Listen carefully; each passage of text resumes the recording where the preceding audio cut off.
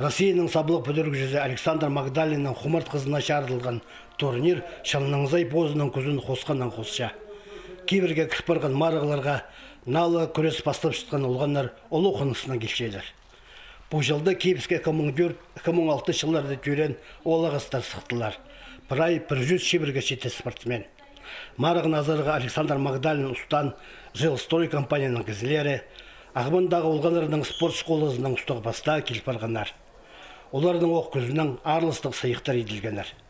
Кіші көрешілер кебісті мекелерін көздіп, кірлен-іслі тұрғанар. Олардың арқыстары дизаң, Самотов болбен оғатын ағырғанар. Мұда участвовать Абаканның 4 команды, и Абаканның и Беске районның көйбішу алдың. Радио бұл 6 команда.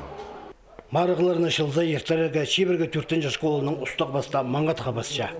Поза Ефимий Горыш Бургундосов, Мандох олаңай көреш олғандарынан айғысша. Ағын білтір аймандағы солнечный алдағы олғандар, бұл марыға өдек төремет келпаршалар. Бұл турнир, мұндығы турнирлер бізге көбарақ керек, мұндығы кішіш баларға.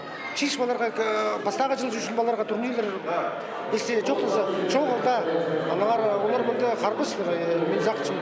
Бұл турнирдің и үскені, и неме тұзазы бар, мен еде зақчым.